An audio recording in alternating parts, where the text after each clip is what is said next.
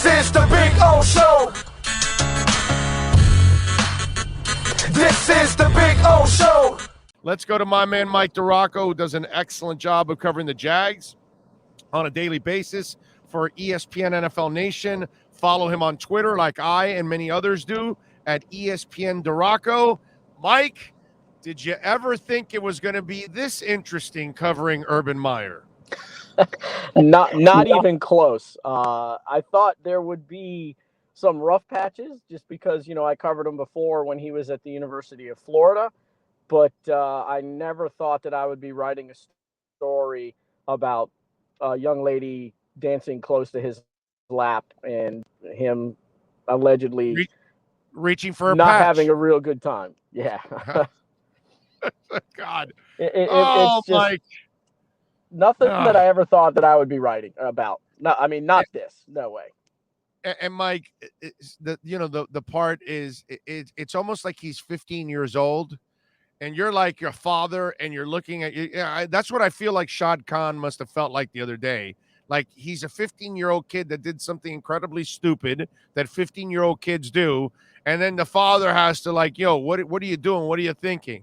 And that's kind of what Urban is right now. It's dude, what are you thinking? You are an NFL coach. You're feeling up some hot blonde in a bar in public. You know what I mean?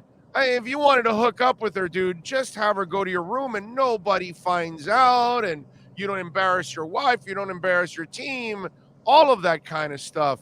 It's just, and the fact that you didn't go back with your team, which, you and I have been covering football for a long time, that's unheard of unless you're a college coach going on a recruiting trip or something right out of a game or something like that. It's just, how does this cross the mind, Mike? You know what I'm saying? Yeah, this is one of those situations where it's a snowball thing, where you make one bad decision that leads to another bad decision that leads to another bad decision, and all of a sudden you're in a hole you can't get out of. And then you've got your owner. I like the analogy of the 15-year-old, but I'll take it a little further like this. You know how sometimes, your dad or your mom would go, "I'm not angry at you, I'm just disappointed." Well, right. Shad Khan was both angry and disappointed and upset and annoyed, as he should be. The argument of it being a distraction, you could probably, for the team in terms of on-field stuff, you can probably argue both sides of that if you wanted to, that these are professional athletes and this is something that, in their lives, they have all kinds of other stuff going on. They're not just players, so they're always dealing with a distraction of some sort, whether it's a family situation or what have you.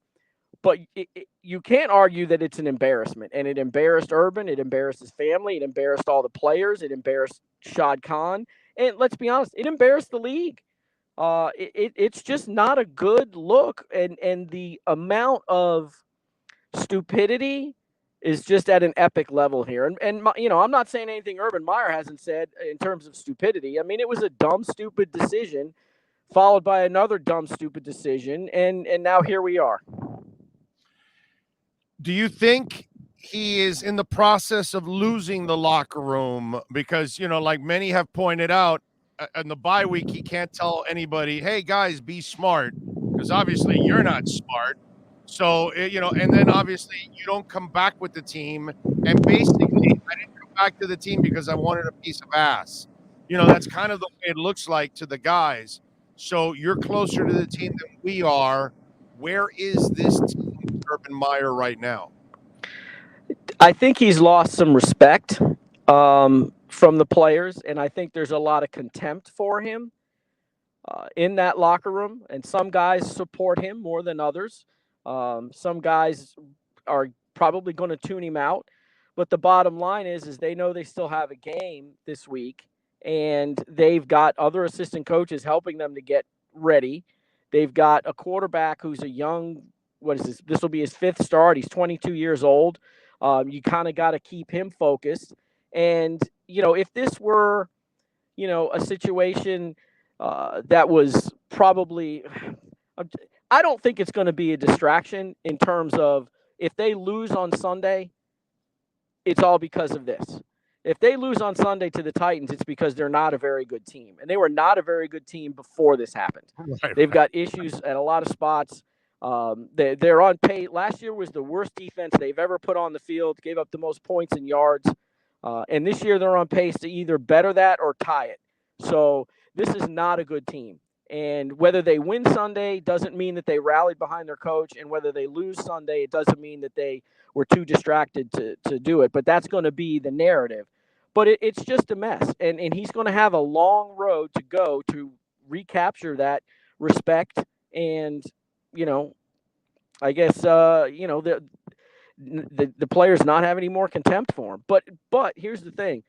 As we all know, winning cures everything. If they win this game, they go beat the Dolphins in London and heading into their bye after two consecutive victories, then all this will probably be way, way on the back burner. Yeah, it could be. Although I will say this, Mike, I've never heard an owner say, "Oh, he has to earn our trust back." That was, dude, when I saw that line on that statement from Shad Khan, strong, brother. I mean, it was. That was something that, like, it hit me right away. It was like, wow, okay, this guy dropped the bomb here. And so this is the follow-up I have to this. Does he need to win several games to save his ass, period? Or is – I wonder if there's a part of Shad that says, I just want this guy to resign, because if I have to fire him at the end of the year, then I have to pay him also on top of all of that. Or does this behavior open the door for him to be able to get out of that contract? So what saves Urban's job at the end of the year in your eyes?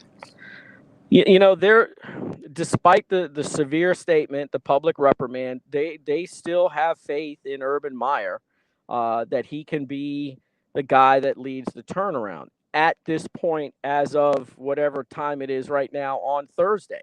Stuff can absolutely change. To be honest with you, I'm expecting another video showing something else to be released any day now.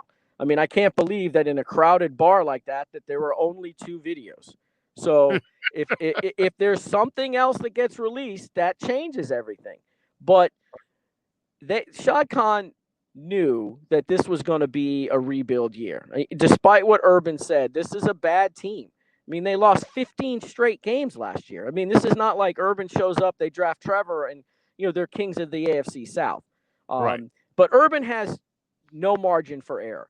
So basically, from now until, I don't know, he's done coaching, Urban's job is to go to the facility, do the coaching stuff, and then go home, have dinner with Shelly, and go to bed, watch some TV, whatever. Urban can't afford to go out and get caught in a restaurant having 4 or 5 drinks, or he can't afford to go out and, be caught doing anything else. He's just got to put his nose down and go back and forth to work, and that's it. There's no margin for error for him. And that, like I said, as of right now, I'm not expecting him to get fired at the end of the year. But in 5 minutes after we get off this, who knows what could happen? Because, again, when you do something like that out in public, everybody's got a freaking movie camera in their pocket with their cell phone. I'm just expecting something else to come out, and I'm quite surprised that nothing has at this point.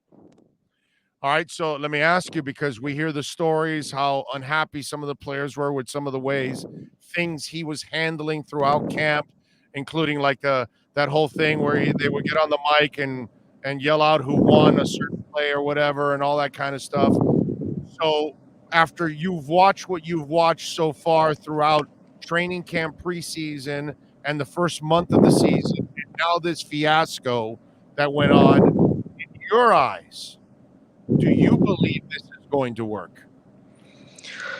Look, I went into this covering this team knowing that if you expected 5 years out of Urban Meyer, then you're living in an alternate universe. I thought if the Jaguars got 3 years out of Urban Meyer, that would be good.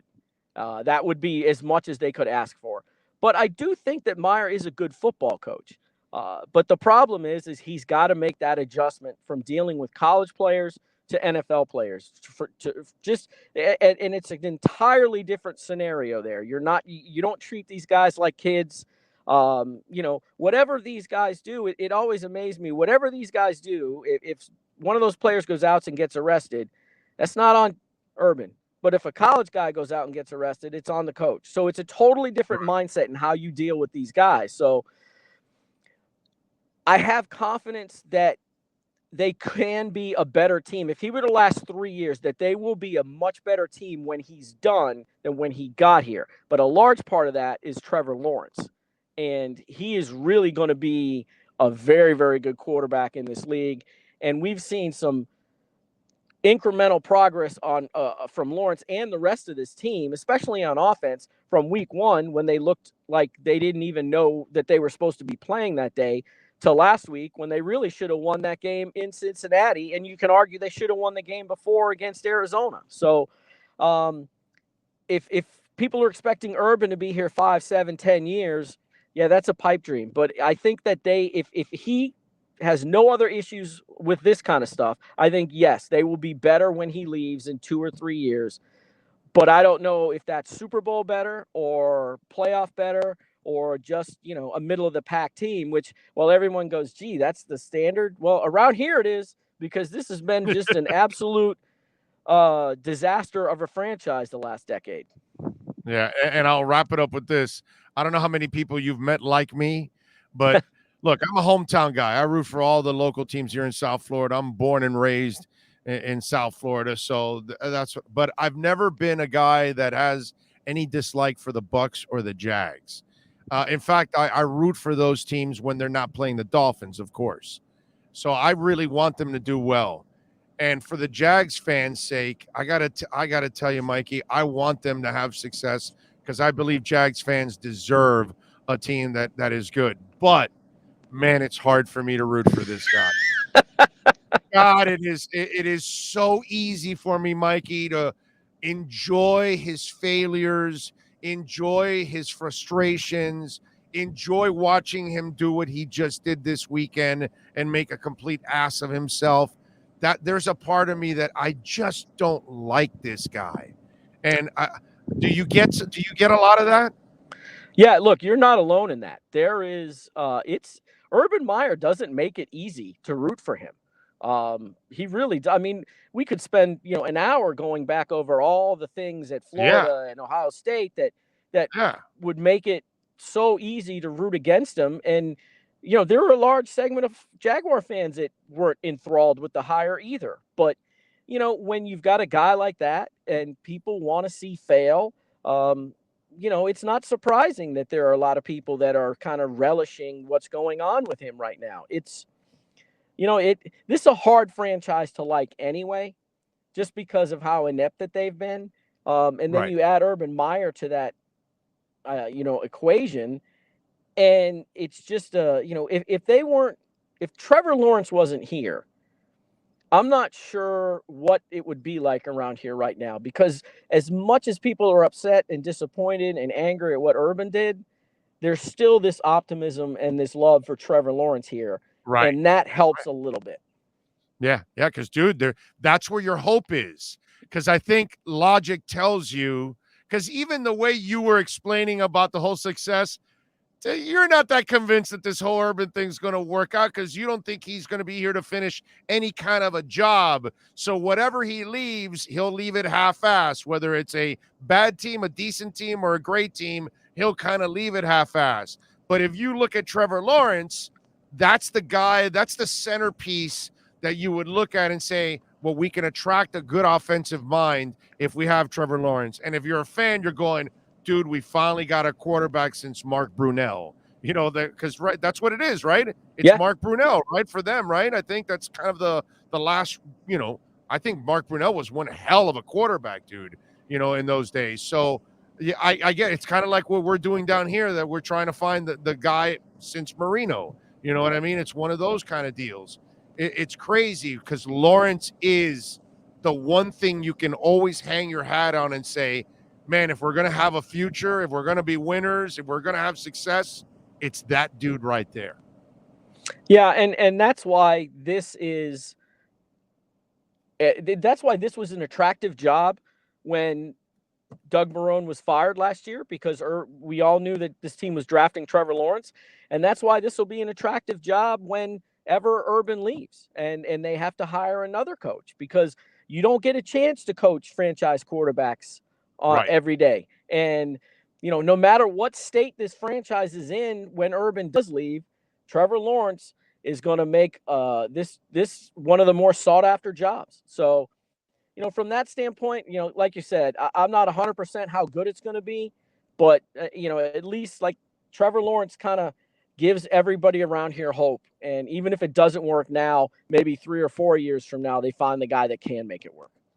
And if you want to follow the craziness in Jacksonville, find out where Herb is going to stick his finger next, follow my man Mike DiRocco on Twitter at ESPN DiRocco, and catch his work there on ESPN NFL Nation. Mikey, you're always awesome, bro. Thank you for taking some time, and don't shake his hands. That's all I can say. Thanks for having me. All right, my brother. You be good. There you go. The great Mike DiRocco.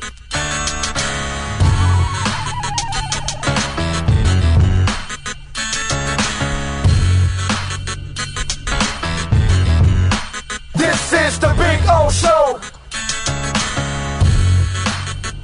This is the Big O Show.